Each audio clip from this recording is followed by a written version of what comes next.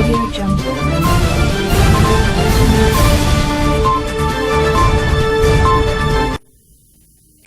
C'est l'heure de vous informer sur Ecopolis Télévision. Messieurs et dames, bienvenue dans ce journal du mercredi 10 juin 2026.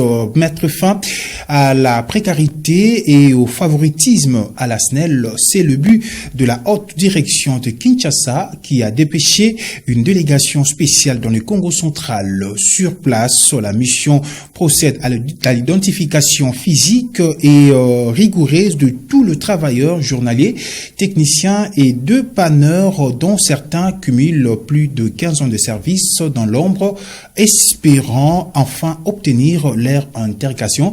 Plus de détails dans ces commentaires signés Mervedi Bangana. Une délégation de la direction générale de la SNEL venue directement de Kinshasa sillonne la province. Son objectif, identifier physiquement un à un chaque travailleur journalier. Finir les intermédiaires, finir les listes fictives. L'heure est à la transparence absolue pour régulariser la situation de ces agents de l'ombre. La poursuite de l'opération d'identification des journaliers.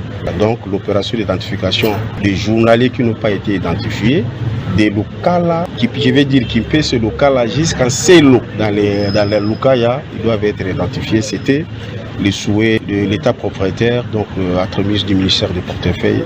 Ces contrôles stricts répondent à l'attente historique. En octobre 2023, la tension était à son comble ici à Matadi. Fatigués de travailler dans la précarité depuis 10, 15 ou parfois 20 ans, les journaliers avaient crié leur colère lors de sittings mémorables dénonçant les favoritismes des embauches.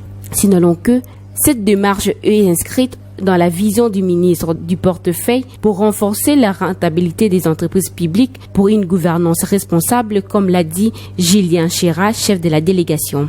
Comme l'a son Excellence Madame la ministre du portefeuille qui souhaite la rentabilisation des entreprises du portefeuille par une gouvernance responsable, nous sommes venus accompagner la SNEL dans cette mission pour essayer de faire une supervision et un encadrement responsable de cette question des journaliers qui a trop duré, qui a eu des impacts socio-économiques sur la population ici au Congo central. Et voilà, c'est juste une poursuite. On a commencé il y a de cela plusieurs années, 4 ans passés, et aujourd'hui on est venu faire la poursuite parce qu'il y a eu des entités oubliées. Et voilà, ce sont ces entités-là qui sont concernées par la mission actuelle. Aujourd'hui, la promesse de la direction générale devient réalité. Techniciens, lignants, dépanneurs, ce sont eux, le véritable artisan du réseau électrique, qui passent devant la commission d'audit. Et puis, une page nouvelle dans cette session d'information. Une habitation a été la proie d'un incendie dans l'avant-midi du mardi 9 juin 2026 sur l'avenue Nsama Koulou, à proximité du bureau de la SNEL en Banzangongo au Congo central. Selon Congo Actu, le sinistre serait lié à un dysfonctionnement d'origine électrique. C'est le flamme de l'EPS aux fumées qui ont rapidement attiré l'attention des habitants du quartier. À ces stades, aucun bilan officiel n'a été communiqué concernant le dégât matériel d'éventuelles victimes. Tout à fait autre chose, nommé pour servir l'actuel gouverneur de la province de l'Ituri, le général-major Gabi Kasongo Mulumba a échangé avec le chef de l'État Félix Antoine Tshisekedi Tshilombo ainsi que le vice-premier ministre de l'Intérieur Jacquemain Chabani le lundi 8 juin et le mardi 9 juin 2026, 72 heures après sa nomination sur ordonnance présidentielle. Plus de détails dans ce commentaire signé Pacifique Mwanda.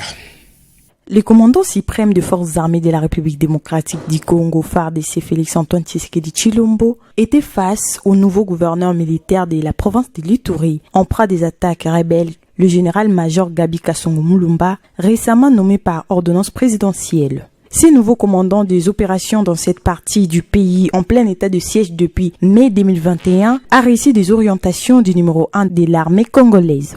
Je suis venu voir le président de la République, commandant suprême des forces armées, après ma nomination comme gouverneur militaire de la province d'Ituri pour avoir les orientations et chercher comment marcher dans la vision du chef de l'État. Les retours de déplacés de guerre et la riposte contre la maladie à virus Ebola qui frappe de plein fouet les provinces de l'Est de la République démocratique du Congo ont aussi fait l'objet de leurs échanges. Nous avons aussi reçu des consignes pour donner des facilités aux équipes afin de bien travailler et ouvrir d'autres centres dans les zones qui n'en ont pas jusque-là. Il y a déjà sur place des équipes qui sont à l'œuvre, qui travaillent pour endiguer l'épidémie. Le mardi 9 du mois en cours, le général-major Gabi Kasongo Mulumba a été reçu par le vice-premier ministre en charge de l'Intérieur, Sécurité, Décentralisation et Affaires coutumières, Jacques Chabani Luko.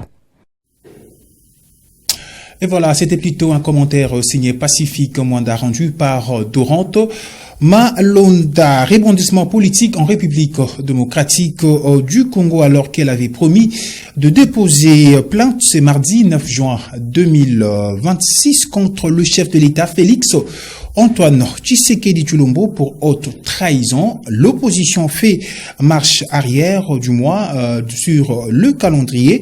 La toute nouvelle coalition article 64 annonce les reports de son action en justice, le temps d'enrichir le dossier, mais la bataille de la rue, elle reste bien maintenue avec un sitting à haut risque prévu ce vendredi 12 juin 2026 devant le Parlement. Commentaire.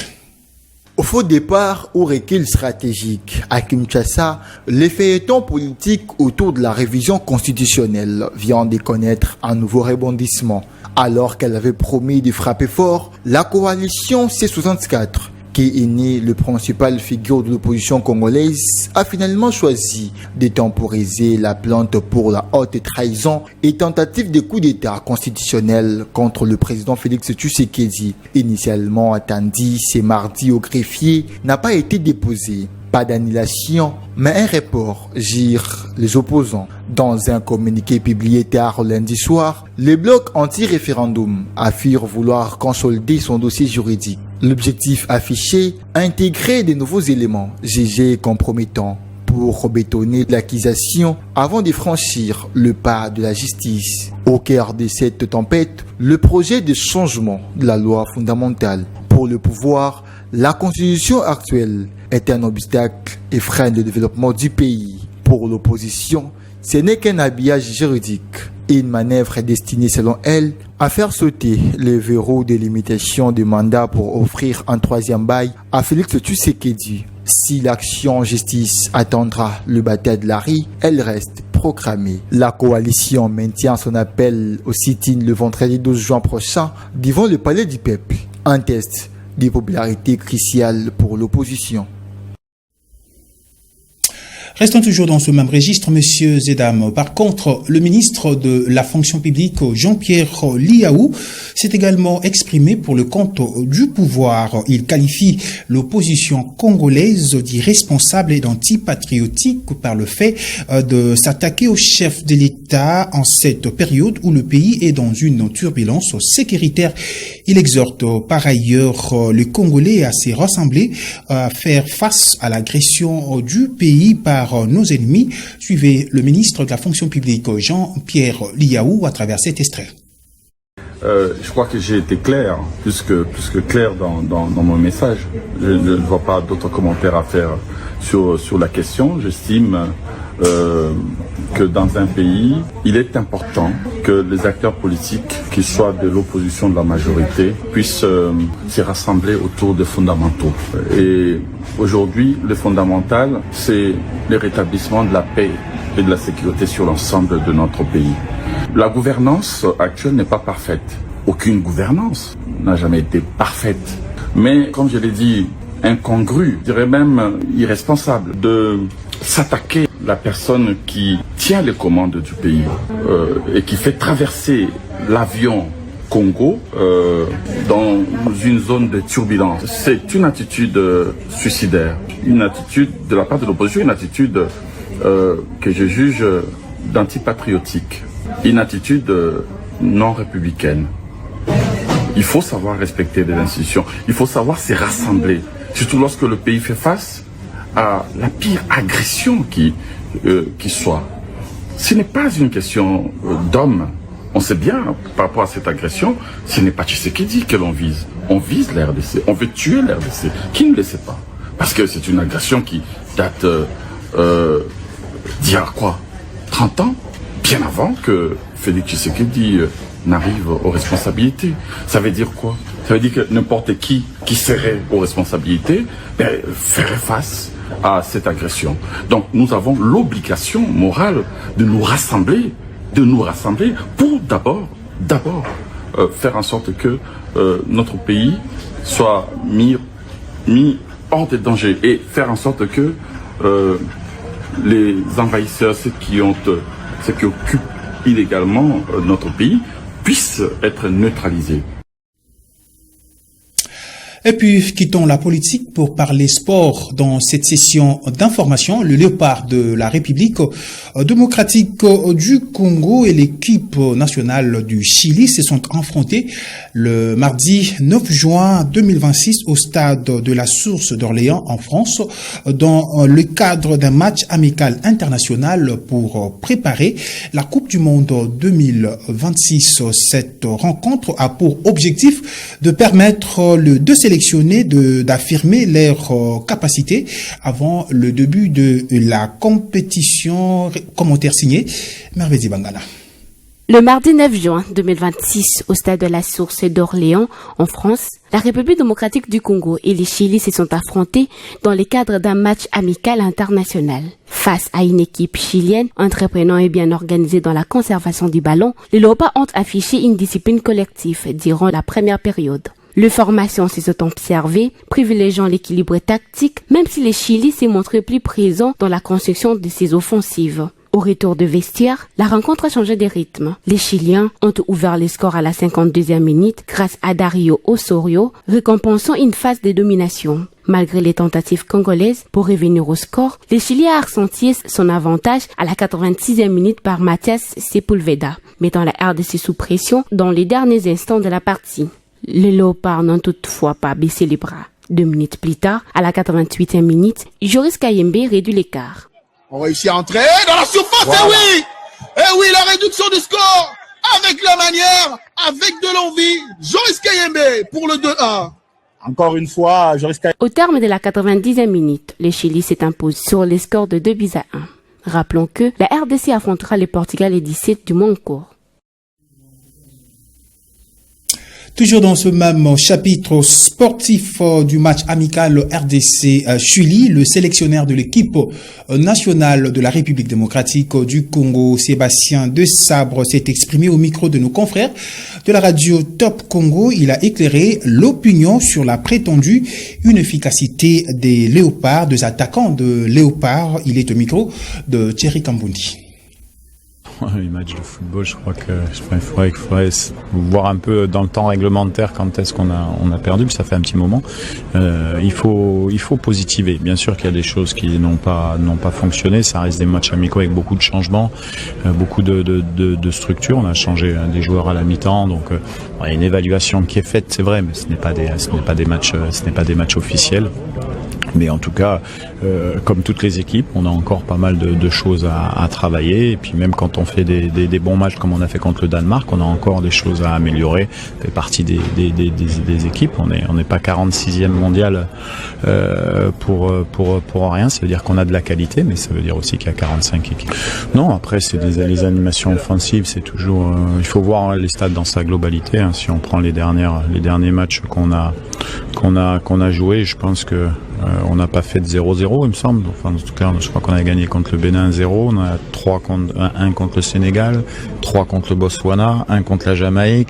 Bon, donc on fait très rarement de 0-0 quand même. Mais après, c'est toujours un axe au football de toute manière. C'est toujours un axe qu'il faut travailler. C'est très difficile de marquer des buts parce que les équipes sont bien organisées.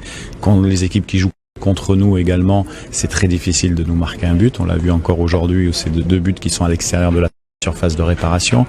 Donc on doit continuer à travailler. On doit aussi donner de la confiance à nos attaquants. Mais dans l'analyse d'un coach, on est dans une analyse globale. On n'est pas dans une analyse d'un tel ou un tel. Ça, c'est pour les supporters et les réseaux sociaux.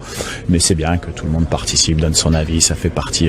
Nous, ce qu'on veut, c'est rendre fiers les Congolais. On est déjà très très contents que tout le monde puisse être focus et critique parce que ça veut dire qu'on participe à la Coupe du Monde. Et ça, c'est important pour nous et surtout.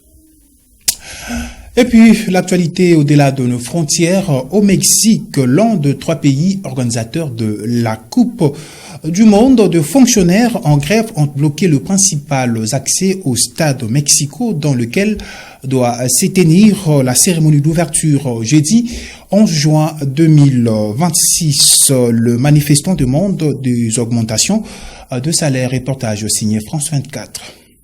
Un cortège de manifestants remonte l'artère menant au stade Azteca de Mexico. Ces enseignants réclament une augmentation des salaires et l'abrogation d'une loi sur les retraites. Le gouvernement a apporté quelques réponses, mais celles-ci ne profitent pas aux groupes engagés dans cette lutte et ne les satisfont pas. Leur objectif, atteindre l'enceinte de 83 000 places où se jouera le match d'ouverture du mondial entre les hôtes mexicains et l'Afrique du Sud. Pour les en empêcher, les autorités ont installé des barrières en béton et placé une remorque en travers de la voie. Pour l'heure, la présidente Claudia Sheinbaum exclut de réprimer les manifestations, mais les juge sévèrement. Oui, il y a de la provocation. Il y a une volonté de créer une impression de chaos au Mexique. Ce n'est pas vrai, c'est une mise en scène. Sur ce marché proposant des spécialités des nations participant au mondial, touristes et habitants attendent avec impatience le coup d'envoi de la compétition. C'est vraiment sympa. Maintenant que tous les touristes sont là, c'est plutôt cool de les voir dans les endroits où on a l'habitude de traîner. Jeudi, jour de l'ouverture de la Coupe du Monde, les fonctionnaires travailleront à distance et les écoles resteront fermées. Le but, dégager le plus possible les accès au stade Azteca, qui accueillera 5 des 104 rencontres du tournoi. Et voilà, c'est par cette note que nous mettons un terme à cette session d'information sur Ecopolis Télévision. Merci à vous, mesdames et messieurs, de l'avoir suivi. D'ici là, portez-vous bien.